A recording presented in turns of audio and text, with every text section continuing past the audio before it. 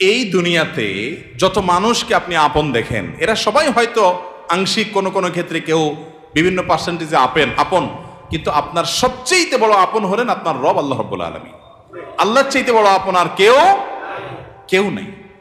আপনি একান্তে আল্লাহর সাথে একটু কথা বলেন।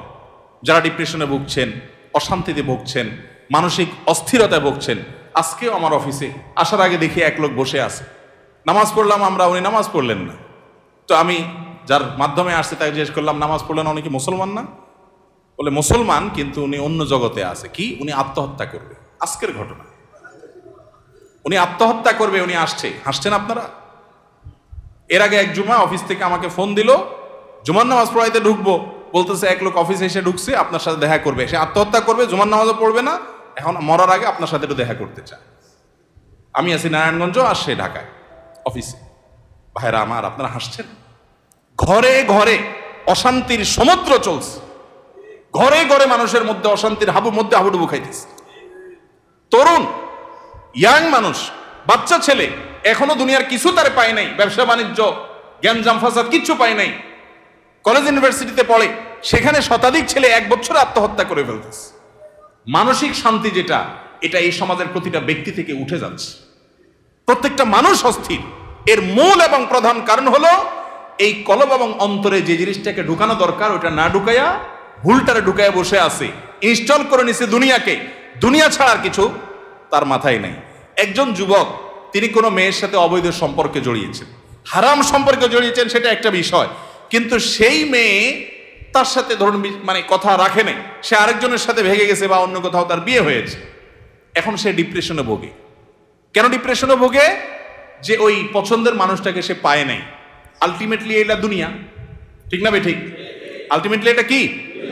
তার অন্তরে যদি আল্লাহকে স্থান দিত, আল্লাহকে যদি সবচেয়ে বেশি ভালোবাসতো, আল্লাযীনা আমানু আশাদ্দু হুব্বাল, তার অন্তরে যদি আল্লাহর সাথে মহব্বত সবচেয়ে বেশি থাকতো, আল্লাহর সন্তুষ্টিটাকে সবকিছুর উপর যদি প্রায়োরিটি দিত, তাহলে এরকম কেউ তার জীবন থেকে চলে গেছে, কেউ আসছে, কোনো দোস্ত নারাজ হয়ে গেছে, কিছু টাকা লস হয়ে গেছে, একটা ব্যবসা ছুটে গেছে, কিছু ক্ষতি হয়ে গেছে, এগুলোর কোনোটি তার জীবনে কোনো প্রকার প্রভাব ফেলতো? কি হয়েছে? এগুলা গেছে, আরো আসবে, না আসলোই না, তাতে কি সমস্যা? আমাকে তো আল্লাহর কাছে যেতে হবে, কিয়ামতের ময়দানে দাঁড়াতে হবে, সারা জীবনের হিসাব দিতে হবে। আমি সেই জায়গা কি হিসাব দিতে পারবো, সেই জিনিসটা আমি ঠিক রাখতে পেরেছি কিনা, এটাই হলো আমার মূল গোলের জায়গা, এটা হলো মূল টার্গেটের জায়গা।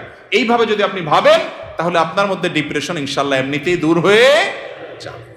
মোহতারাম হাজরিন, অতএব সম্পদ উপার্জন করেন, ব্যবসা বাণিজ্য করেন এবং জাগতিক কাজ করেন, এতে কোনো সমস্যা নাই, কিন্তু অন্তরে দুনিয়াকে নয়, আল্লাহকে স্থান দেন।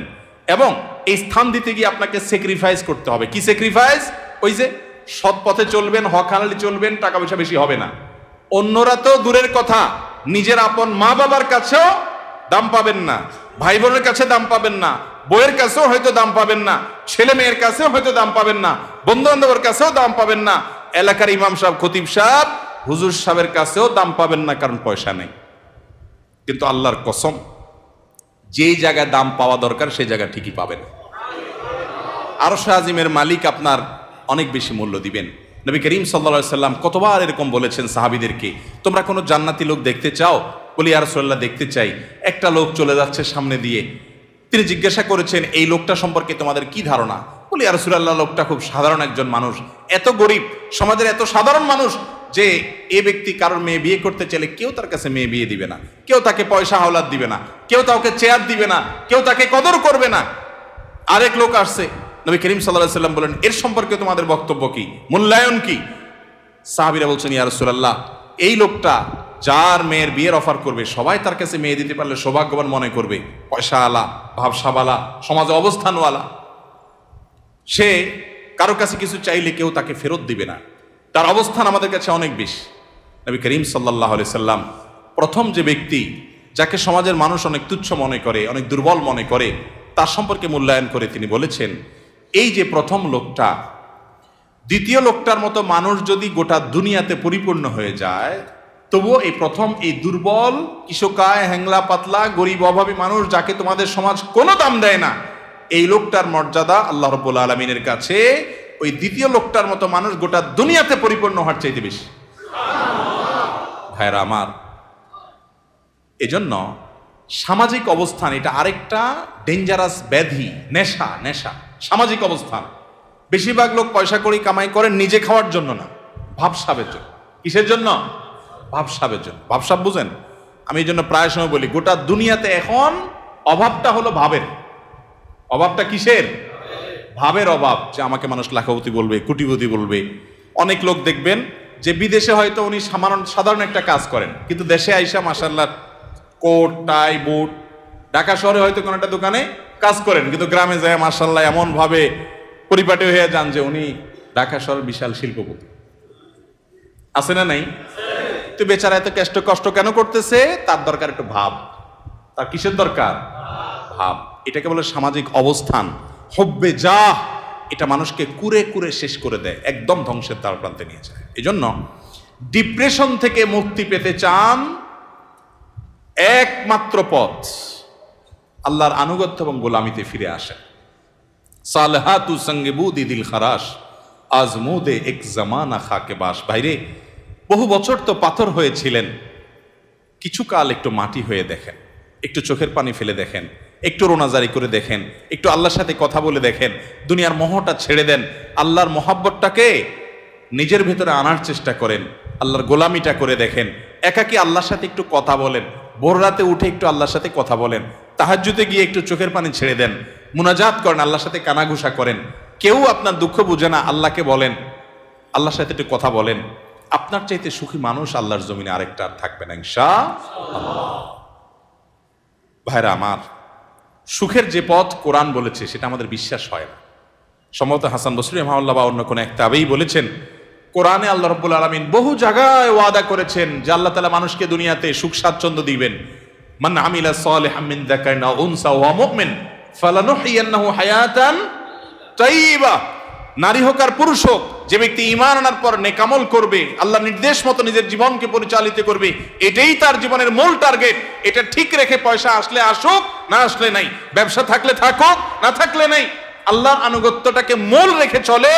আল্লাহ রাব্বুল আলামিন ওয়াদা করেছেন দুটি বিষয়ের। এক, ফালানুহইয়ান্নাহু হায়াতান তাইয়্যিবা, তাকে অবশ্যই অবশ্যই, যারা মাদ্রাসার ছাত্র বা আলেম ওলামা তারা জানেন, ফালানুহইয়ান্নাহু লামে তাকিদ বা নুনে তাকিদ সাকিলা, তিনটা তাকিদ দিয়ে আল্লাহ বলেছেন ফালানুহইয়ান্নাহু, অবশ্যই অবশ্যই অবশ্যই আমি তাকে দুনিয়াতে সুখী জীবন দিব।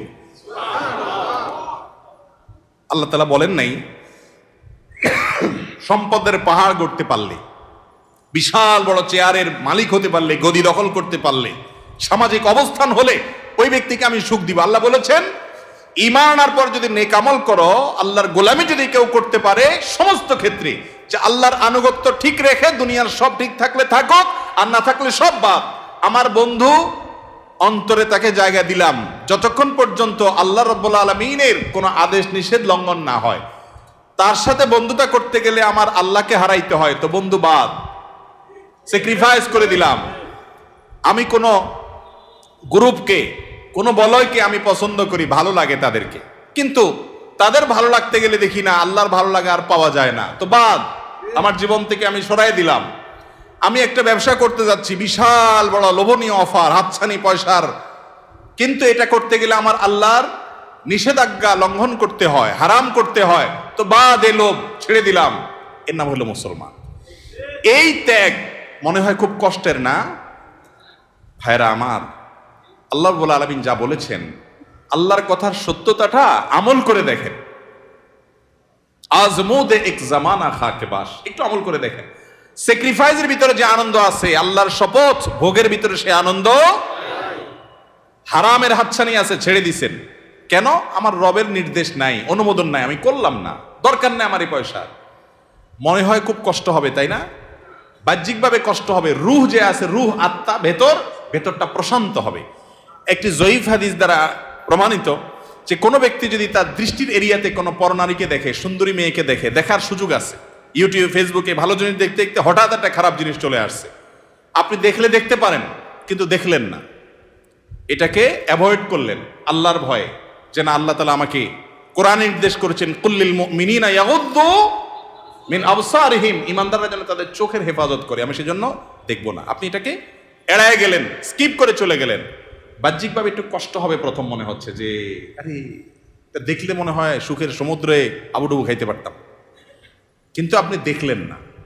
একটু পরীক্ষা করে আমল করে দেখেন, কখনো যদি এটা আপনি অ্যাভয়েড করতে পারেন। একজন রাস্তা দিয়ে মেয়ে যাচ্ছে, সুন্দরী মেয়ে, আপনার চোখে হালকা আবসা আবসা দেখতে পেয়েছেন, যে আঁচ করতে পেরেছেন একজন সুন্দরী মেয়ে যাচ্ছে বেপর্দা, আপনি চাইলেই তাকিয়ে হারাম স্বাদ নিতে পারেন, কিন্তু আপনি নিলেন না, নজরটাকে নিচু করে নিলেন, হেফাজত করে নিলেন, এতে আপনার একটু কষ্ট হবে। একটু প্রথম ধাক্কাতে একটু কি হবে, কষ্ট হবে। আল্লাহর কসম করে বলেছি, আপনি পরীক্ষা করে দেখেন, আপনি একটু পরেই সে মেয়েটা আপনার দৃষ্টি থেকে যখন আড়াল হয়ে যাবে, দূরে সরে যাবে, আপনার অন্তরের ভিতরে সাথে সাথে ঈমানের স্বাদ অনুভব করবে। সাথে সাথে দেখবেন আপনার মধ্যে একটা ভালো লাগা কাজ করবে। সে ভালো লাগাটা কি, যে আমি আমার রবের নির্দেশ রক্ষা করতে পেরেছি, আলহামদুলিল্লাহ। শয়তানরে কাত করতে পেরেছি, কুপকাত করতে পেরেছি, শয়তান আমাকে হারাইতে পারে নাই। এই জন্য ভাইরা আমার, আল্লাহর আনুগত্যের জন্য চেষ্টা করবো তো ইনশাআল্লাহ। বিশ্বাস করুন, সম্পদে, দুনিয়ার মোহে, দুনিয়ার কোন ঐশ্বর্যে, দুনিয়ার কোন ভোগ বিলাসের উপকরণের মধ্যে আল্লাহর শপথ, আল্লাহ শান্তি রাখেন না। যদি রাখতেন তাহলে আগের জেনারেশনের চাইতে এই জেনারেশনের হাতে সুখ সমৃদ্ধির সমস্ত উপকরণ, ভোগের সমস্ত উপকরণ আছে, তারপর আত্মহত্যা করে, গরিবের চাইতে ধনীরা আরো বেশি করে। ঠিক না ঠিক? বোঝা গেল আল্লাহ তাআলা এগুলোতে শান্তি রাখেন নাই।